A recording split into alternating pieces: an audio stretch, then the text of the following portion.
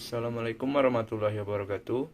Baiklah, saya Yan Arisandi dari kelompok 11 akan membacakan pengertian atau pembahasan materi dari kelompok kami, yaitu yang berjudul MLM, Multi-Level Marketing. Yang pertama saya akan membacakan pengertiannya terlebih dahulu, yaitu Multi-level marketing (MLM) adalah sistem penjualan yang menurut Ahmad Zain An-Najah memanfaatkan konsumen sebagai tenaga penyaluran secara langsung sekaligus sebagai konsumen. Sistem penjualan ini menggunakan beberapa level tingkatan di dalam pemasaran barang dagangannya. Promotor upline adalah anggota yang sudah mendapatkan hak keanggotaan terlebih dahulu. Sedangkan bawahan downline adalah anggota baru yang mendaftar atau direkrut oleh promotor, akan tetapi pada beberapa sistem tertentu jenjang keanggotaan ini bisa berubah-ubah sesuai dengan syarat pembayaran atau pembelian tertentu. Komisi yang diberikan dalam pemasaran berjenjang dihitung berdasarkan banyaknya jasa distribusi yang otomatis terjadi jika bawahan melakukan pembelian barang. Promotor akan mendapatkan bagian komisi tertentu sebagai bentuk balas jasa atas perekrutan bawahan. Harga yang ditawarkan di tingkat konsumen adalah harga produksi ditambah komisi yang menjadi hak konsumen karena secara tidak langsung telah membantu kelancaran distribusi.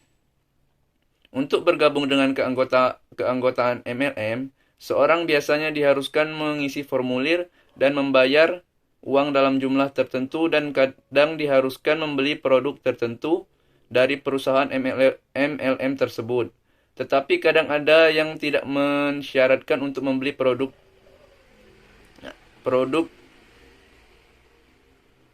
tersebut sebagai syarat untuk mendapatkan poin tertentu. Kadang poin bisa didapatkan oleh anggota jika pembelian tidak langsung melalui jaringan keanggotaan. Tetapi kadang poin bisa diperolehkan tanpa pembelian produk.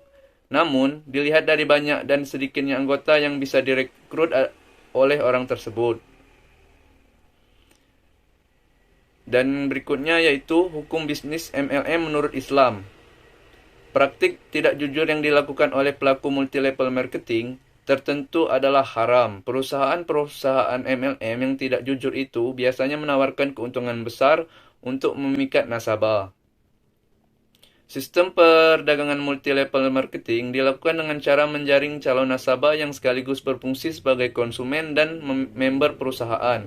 Secara rinci, sistem perdagangan MLM dilakukan dengan cara berikut. Yang pertama, mula-mula pihak perusahaan berusaha menjaring konsumen untuk menjadi member dengan mengharuskan calon konsumen membeli paket produk perusahaan tersebut dengan harga tertentu. Yang kedua yaitu dengan membeli paket produk perusahaan tersebut. Yang ketiga, sesudah menjadi member, maka tugas berikutnya adalah mencari calon member baru dengan cara seperti di atas. Yang keempat yaitu para member baru juga bertugas mencari calon member baru lainnya dengan cara seperti di atas. Yang kelima, jika member mampu menjaring member baru yang banyak, maka ia akan mendapatkan bonus.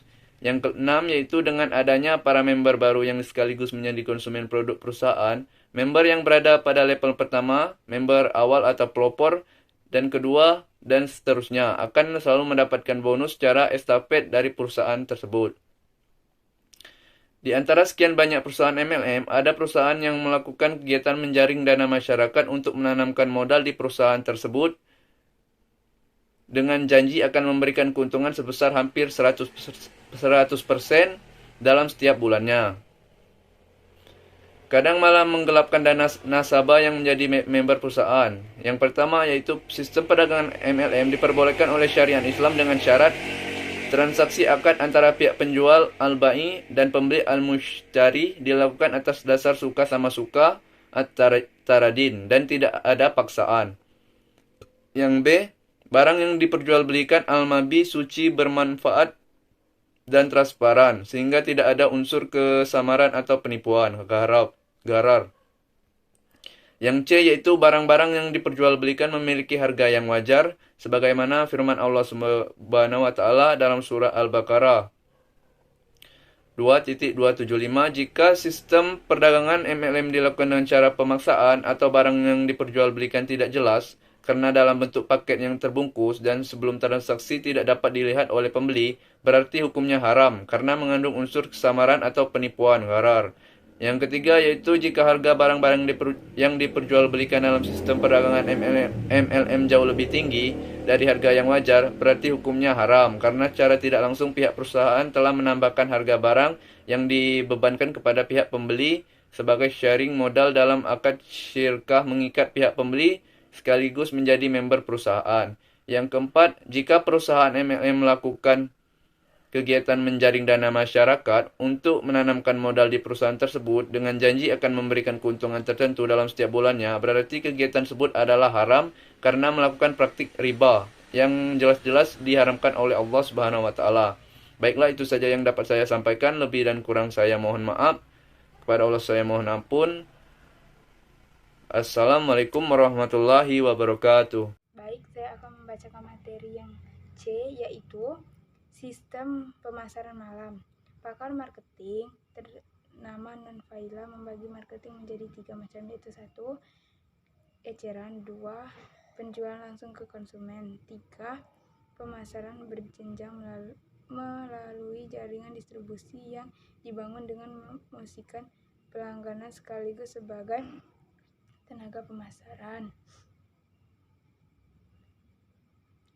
Kemunculan tren strategi pemasaran produk melalui sistem malam di dunia bisnis modern sangat menguntungkan banyak pihak seperti pengusaha baik produsen maupun perusahaan malam. D. Malam dalam Islam. Bisnis dalam syariah Islam pada dasarnya termasuk kategori muamalat yang hukum asalnya adalah boleh berdasarkan kaidah fikih al-aslu fil muamalah. Pada dasarnya segala hukum dalam muamalah adalah boleh kecuali ada dalil atau prinsip melarangnya. Namun Islam mempunyai prinsip-prinsip tentang pembangunan sistem bisnis, yaitu harus terbebas dari unsur bahaya, ketidakjelasan, merugikan atau tidak adil terhadap salah satu pihak. Malah menggunakan strategi pemasaran secara bertingkat berantai, berjenjang, mengandung unsur-unsur positif, tidak diisi dengan nilai Islam dan sistemnya disesuaikan dengan syariat Islam. Bila demikian, malam dipandang memiliki unsur silaturahmi, dakwah, dan tarbiyah. Bisnis yang dijalankan dengan sistem malam menurut Muhammad Hidayat tidak hanya sekedar menjalankan penjualan produk barang tetapi juga jasa, yaitu jasa marketing, bonus, hadiah, dan sebagainya tergantung prestasi dan level seorang anggota. Perusahaan malam biasa memberi reward atau insentif pada mereka yang berprestasi. Islam membenarkan seseorang mendapatkan insentif lebih besar dari yang lainnya disebabkan keberhasilannya dalam memenuhi target penjualan tertentu dan melakukan berbagai upaya positif dalam memperluas jaringan dan level secara produktif.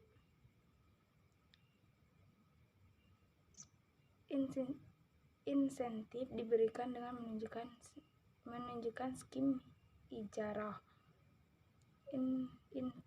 Intensif ditentukan oleh 2 kriteria, yaitu dari segi prestasi penjualan produk dan dari sisi berapa banyak downline yang dibina sehingga ikut menyukseskan kinerja.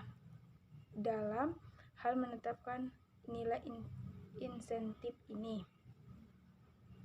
sistem insentif juga harus secara transparan diinformasikan kepada seluruh anggota bahwa dalam menentukan sistem dan pembagian insentif bonus para anggota perlu diikutsertakan sebagaimana yang terjadi di malam syariah.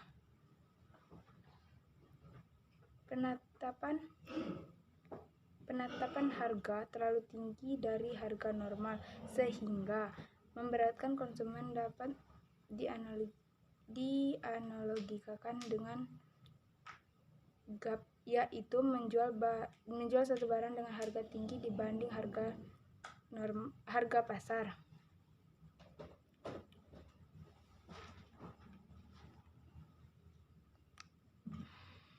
Selanjutnya, agar malam menjadi malam yang islami, perlu memenuhi 12 syarat, yaitu 1. Produk yang dipasarkan harus halal. 2. Sistem akad harus memenuhi kaidah dan rukun jual beli sebagaimana dapat dalam hukum Islam. 3. Operasional kebijakan. 4. Tidak ada eksesif harga barang di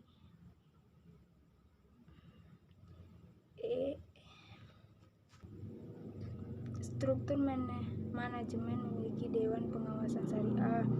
Formula insentif harus adil. Pembagian bonus harus mencerminkan usaha. Tidak ada eksploitasi dalam aturan pembagian bonus antara orang yang awal menjadi anggota dengan yang akhir. Bonus yang diberikan harus jelas angka nisabnya sejak awal. Tidak menitik beratkan barang-barang tersindir ketika umat masih Bonus yang diberikan harus jelas angka nisabnya sejak awal. Tidak menitik beratkan barang-barang tersindir ketika umat masih bergelut dengan pemenuhan kebutuhan primer. Cara penghargaan kepada mereka yang berprestasi tidak boleh mencerminkan sikap hura-hura. Perusahaan malam harus berorientasi pada kemaslahatan ekonomi umat. Baik, itulah penjelasan dari saya. Saya akhiri. Wassalamualaikum warahmatullahi wabarakatuh.